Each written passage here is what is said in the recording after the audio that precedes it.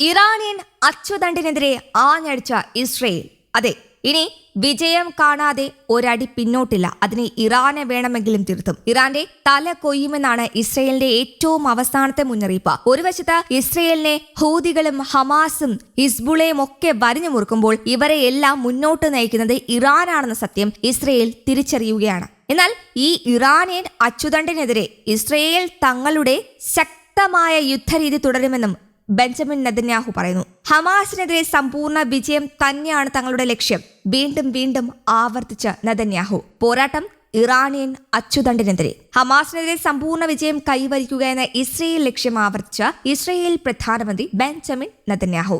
ഈ യുദ്ധം ഞങ്ങളുടേത് മാത്രമല്ല, അമേരിക്കയുടേത് കൂടിയാണ്. കാരണം ഈ പോരാട്ടം ഇറാനിയൻ അച്ചുതണ്ടിനെതിരെയാണെന്നും നെതന്യാഹു പറഞ്ഞു. ഇറാൻ ഭീകരതയുടെ അച്ചുതണ്ട ബാബ് എൽ മണ്ടേബിന്റെ കടലിട് കടയ്ക്കുമെന്ന് ഭീഷണിപ്പെടുത്തുകയാണ്. ഇത് ലോകത്തിന്റെ തന്നെ നാവിക സ്വാതന്ത്ര്യത്തിന് നേരെയുള്ള ഭീഷണിയാണെന്നും അദ്ദേഹം പറഞ്ഞു. US പ്രതിരോധ സെക്രട്ടറി ലോയിഡ് ഓസ്റ്റിനുമായി നടത്തിയ സംയുക്ത വാർത്താ സമ്മേളനത്തിൽ സംസാരിക്കുകയായിരുന്നു നെതന്യാഹു. ഹമാസിന്റെ മൃഗീയമായ യുദ്ധത്തിനെതിരെ നടത്തുന്ന സഭ്യമായ യുദ്ധത്തിലാണ് നാം. ഹമാസിനെതിരെ സമ്പൂർണ്ണ വിജയം നേടാനുള്ള ഇസ്രയേലിന്റെ പ്രതിജ്ഞാബദ്ധത തങ്ങൾ വീണ്ടും പ്രകടിപ്പിച്ചിരിക്കുന്നു. ഇത് തങ്ങളുടെ യുദ്ധം മാത്രമല്ല, പലതരത്തിൽ നോക്കിയാൽ ഇത് നിങ്ങളുടെ യുദ്ധമാണ്. കാരണം നിങ്ങളാണ് ലോകത്തിലെ നാഗരികതയുടെ ശക്തികളെ നയിക്കുന്നത്. ഇത് ഇറാന്റെ ഭീകരതയുടെ അച്ചുതണ്ടിനെതിരായ പോരാട്ടമാണ്. ബാബ് എൽ മണ്ടേബിന്റെ തന്നെ നാവിക സ്വാതന്ത്ര്യത്തിന് നേരെയുള്ള ഭീഷണിയാണ് ഇതെന്നും അദ്ദേഹം വ്യക്തമാക്കി. ഹമാസുമായുള്ള യുദ്ധത്തിന് ടെൽ അവീവിന് വാഷിംഗ്ടൺ നൽകിയ നിരന്തര പിന്തുണയ്ക്ക് അദ്ദേഹം നന്ദി പറഞ്ഞു. ഇതിനോടൊപ്പം അമേരിക്കയുടെ പിന്തുണയ്ക്കും അദ്ദേഹം തന്റെ നന്ദി അറിയിച്ചു. ഹമാസ് അടച്ച കടലിടുക്ക് തുറക്കാനായുള്ള വാഷിംഗ്ടൺ ശ്രമങ്ങൾ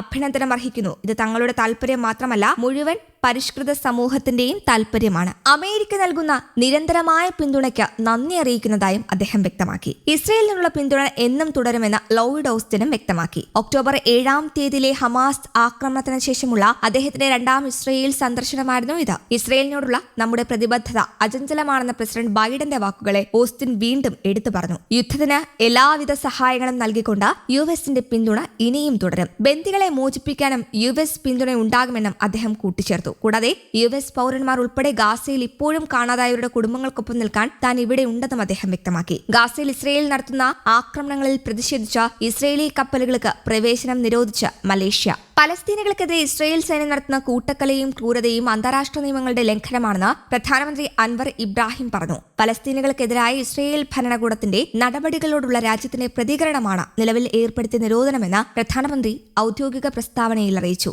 ഇസ്രയേൽ പതാക ഘടിപ്പിച്ച കപ്പലുകൾ ഇനി മുതൽ മലേഷ്യയുടെ തുറമുഖങ്ങളിൽ പ്രവേശിപ്പിക്കില്ല എന്ന് അൻവർ ഇബ്രാഹിമിന്റെ പ്രസ്താവനയിൽ ചൂണ്ടിക്കാട്ടുന്നു. മലേഷ്യൻ തുറമുഖങ്ങളിൽ നിന്ന് ഇസ്രയേൽ തീരത്തേക്ക് ചരക്ക് കയറ്റുന്നതിലും മലേഷ്യ വിലക്ക് ഏർപ്പെടുത്തിയിട്ടുണ്ട്. സർക്കാരിന്റെ പുതിയ തീരുമാനങ്ങളും നിയന്ത്രണങ്ങളും ഉടനടി പ്രാബല്യത്തിൽ വരുമെന്നും പ്രസ്താവന വ്യക്തമാക്കുന്നു. തെക്ക് കിഴക്കൻ ഏഷ്യൻ രാജ്യങ്ങളിലെ ഏതെങ്കിലും തുറമുഖത്ത് നിന്ന് ഇസ്രയേലിലേക്ക് ചരക്കു കയറ്റുന്നതിലും വിലക്ക് ഏർപ്പെടുത്തുമെന്നും പ്രസ്താവനയിൽ പറയുന്നു. ബുധനാഴ്ചയാണ് ഇസ്രയേലിന്റെ ഏറ്റവും വലിയ ഷിപ്പിംഗ് സ്ഥാപനമായ സിമ്മിനെ ഒറ്റപ്പെടുത്തിക്കൊണ്ട് ഇസ്രായേലുമായി ബന്ധമുള്ള കപ്പലുകൾക്ക് നിരോധനം ഏർപ്പെടുത്താനുള്ള തീരുമാനം മലേഷ്യൻ പ്രധാനമന്ത്രി അൻവർ ഇബ്രാഹിം പ്രഖ്യാപിക്കുന്നത്. News desk, Kerala Kaumudi.